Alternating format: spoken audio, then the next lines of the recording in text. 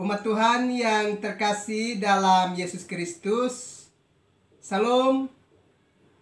Jumpa lagi pada malam ini 25 Oktober 2021.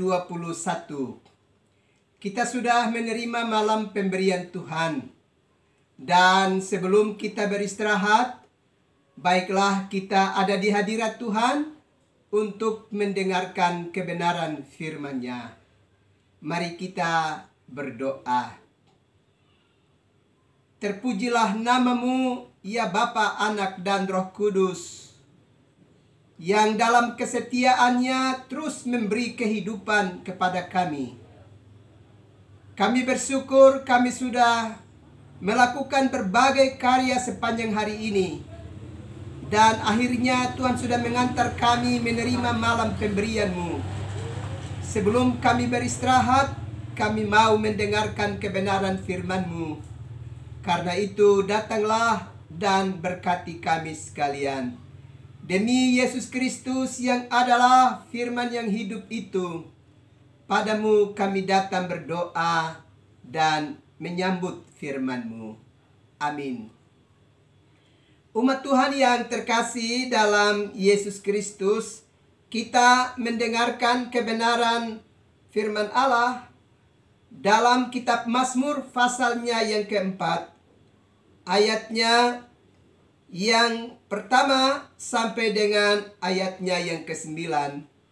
Dan saya akan membacakan ayatnya yang ke-9, dan umat Tuhan dapat membacakan ayat pertama dan seterusnya. Beginilah bunyi firman Allah. Dengan tenteram aku mau membaringkan diri, lalu segera tidur. Sebab hanya Engkaulah ya Tuhan yang membiarkan aku diam dengan tenang.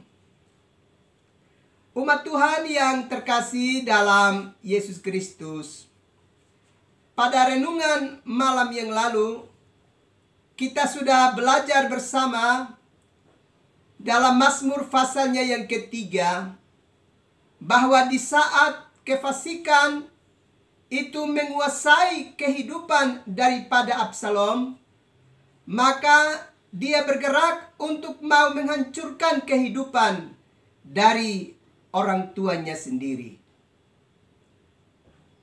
Dan tentu itu tindakan yang sungguh tidak berkenan kepada Tuhan. Sebab Absalom sebagai anak tidak lagi dapat memelihara hukum Tuhan di dalam hidupnya dengan menghormati Tuhan. Menghormati Tuhan melalui kehidupan orang tua yang Tuhan hadirkan di tengah-tengah kehidupannya. Malam ini kita belajar lagi dari Mazmur pasalnya yang keempat. Bahwa di tengah-tengah masa sulit yang dihadapi oleh Daud, bahkan dengan situasi dan keadaan yang menyerang kehidupannya, yang mau mencederai harkat dan martabat kehidupannya sebagai seorang pemimpin, bahkan sebagai seorang kepala keluarga, ternyata Daud dalam situasi yang demikian tetap memelihara harkat dan martabat hidupnya sebagai manusia gambar Allah, dengan tidak menyerahkan dirinya pada roh kefasikan dan turut melibatkan dirinya di dalam perbuatan-perbuatan tercela sehingga mencederai hidupnya di hadirat Allah, dan juga tidak mendatangkan penderitaan bagi kehidupan orang-orang yang hendak mencederai kehidupannya. Bapak, Ibu, saudara-saudara yang terkasih di dalam Yesus Kristus. Karena itu kitab Mazmur pasal 4 ini mau memberi gambaran kepada kita bahwa Daud benar-benar telah melepaskan diri dari manusia lama yang memiliki kecenderungan untuk marah, geram, bertindak jahat, membalas kejahatan dengan kejahatan di dalam kehidupannya. Sebenarnya Daud punya peluang untuk melakukan tindakan itu. Sebab kapasitasnya sebagai seorang pemimpin pada waktu itu, di mana ada begitu banyak orang yang mengawal kehidupannya, dia bisa menggunakan kekuatan dari masanya untuk melakukan tindakan mencederai kehidupan orang-orang yang hendak merancangkan yang jahat bagi kehidupannya. Termasuk anaknya sendiri Absalom. Bisa saja Daud bergerak untuk melakukan tindakan tertentu sehingga memberikan pelajaran yang berharga bagi kehidupan anaknya. Tapi Bapak Ibu, saudara-saudara yang terkasih dalam Yesus Kristus, ternyata Daud memiliki kehidupan yang sangat berbeda pada manusia lainnya. Misalnya kita ingat tentang kehidupan Herodes yang ternyata menggunakan kekuasaannya, kapasitas dan peran yang dia miliki pada waktu itu, bertindak sewenang-wenang dan menghancurkan semua orang yang dia tidak sukai dalam persekutuan hidupnya. Keluarganya sendiri, bahkan teman-teman sekerjanya di Sanhedrin pun dia hancurkan kehidupan mereka. Ternyata Daud tidak memiliki perilaku hidup yang demikian. Dia tidak memanfaatkan status dan peran yang ada padanya untuk melukai kehidupan banyak orang.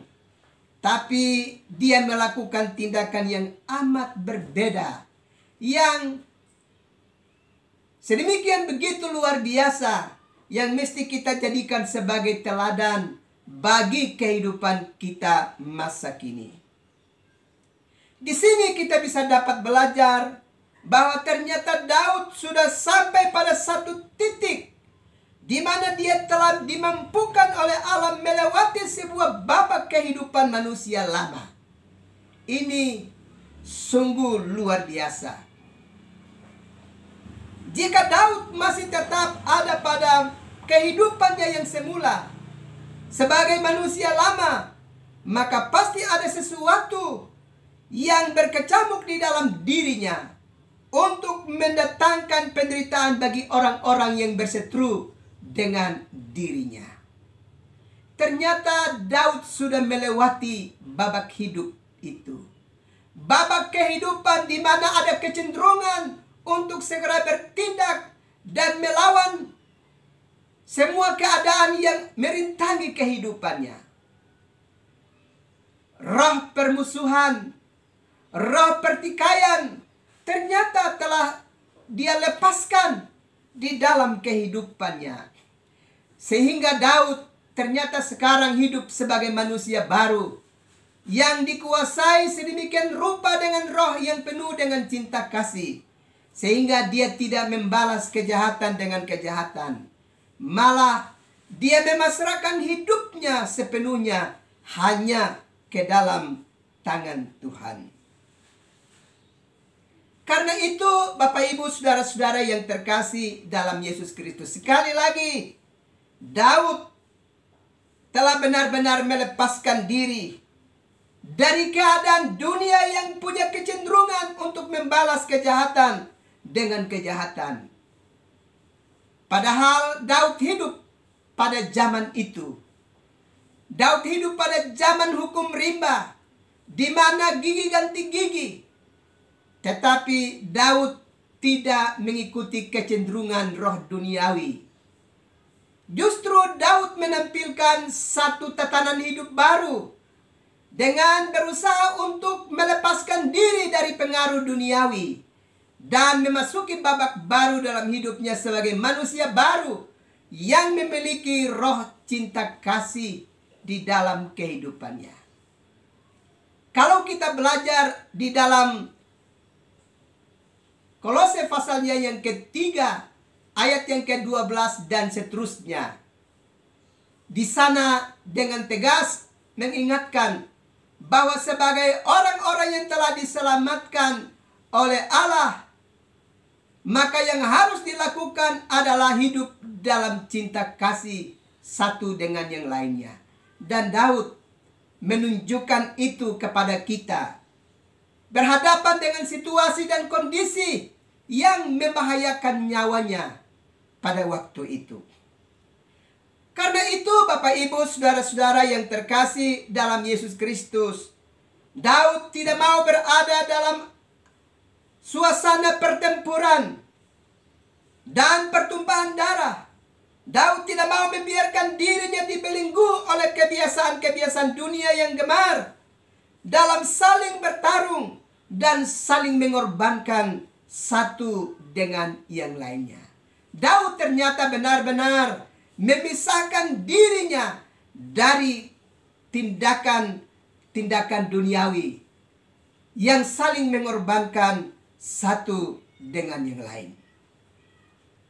Sungguh luar biasa, Daud berada pada satu titik kehidupan yang sangat luar biasa dan diberkati oleh Tuhan. Di sini Daud sedang menghadirkan sebuah suasana hidup yang amat berbeda dari suasana hidup duniawi. Daud menghadirkan sebuah nuansa hidup baru. Dan tentu itu semua bisa Daud lakukan karena dia punya relasi yang sangat kuat dengan Tuhan.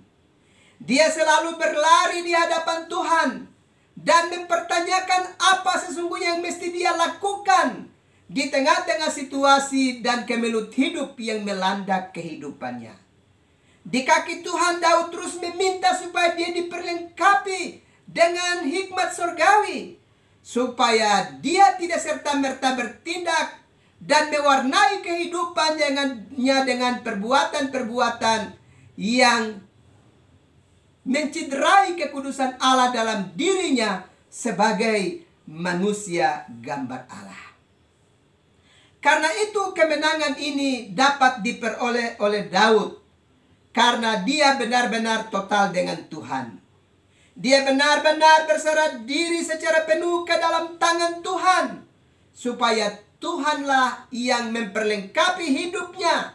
Bahkan Tuhanlah yang dapat mengambil alih segala persoalan kehidupannya. Coba kita bisa lihat pada ayat yang ke-9 dari bacaan tadi. Dengan tentram aku mau membaringkan diri lalu segera tidur, sebab hanya Engkaulah ya Tuhan yang membiarkan aku diam dengan aman. Coba bayangkan, di tengah-tengah situasi kemelut, di tengah-tengah di mana ada ancaman untuk membinasakan kehidupannya, Daud masih dapat beristirahat dengan tenang. Dan itu dapat dia alami karena pemeliharaan Tuhan semata-mata. Kalau Daud meladeni tindakan yang jahat dan ikut serta melibatkan diri dalam pertempuran atau tindakan perseteruan, maka tentu itu dapat membuat Daud tidak lagi beristirahat dengan tenang, beristirahat dengan tentram di dalam kehidupannya. Justru di saat Daud membawa serta seluruh persoalan hidupnya di kaki Tuhan dan berserah diri untuk Allah dapat mengancungkan tangannya dan membela kehidupannya. Justru di sini Daud berada pada titik di mana dia mengalami ketentraman hidup. Sebab Allah dapat mengambil alih persoalan kehidupannya. Dan Daud duduk di kaki Tuhan dan terus menghayati serta mengalami lawatan Tuhan di dalam hari-hari hidupnya. Karena itu Bapak Ibu saudara-saudara yang terkasih di dalam Yesus Kristus, tentu di dalam perjalanan hidup kita sebagai umat Tuhan di dunia ini, bisa saja kita juga akan berhadapan dengan berbagai situasi kehidupan yang akan dapat membuat kita tidak tentram, kita tidak nyaman. Bisa saja ada perseteruan, ada berbagai tindakan tertentu yang hendak menghalangi jalan hidup kita. Tapi sebagaimana Daud yang telah menyerahkan sepenuhnya persoalan hidupnya ke dalam tangan Tuhan dan meminta Allah turun tangan atas kehidupan dan persoalan hidupnya. Demikianlah mari kita belajar dari pengalaman hidup dari Daud ini. Berserah diri secara penuh kepada Tuhan dan jangan membalas kejahatan dengan kejahatan. Kiranya roh kasih sayang, roh cinta kasih memenuhi kehidupan kita, sehingga roh-roh kejahatan itu keluar dari dalam diri kita, sehingga kita benar-benar hidup nyaman di hadirat Tuhan dan mendatangkan damai bagi kehidupan bersama. Kiranya Tuhan memberkati kita sekalian. Amin. Mari kita berdoa. Terpujilah namamu, ya Bapa, yang dalam kesetiaannya terus memberkati kami dan melawat kami dengan kebenaran firman-Mu.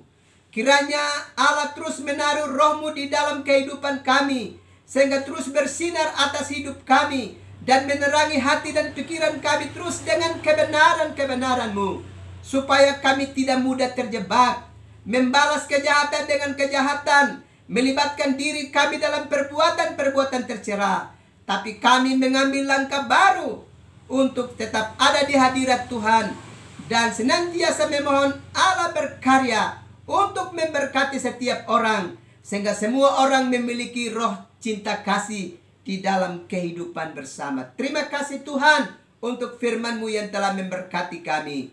Malam sudah menjadi bahagian buat kami, dan kami akan beristirahat. Kami minta kepadamu, ulurkanlah tangan-Mu dan berkati kami sekalian umat-Mu, supaya kami semua umat manusia dapat beristirahat dengan aman dalam tuntunan dan kasih sayang-Mu.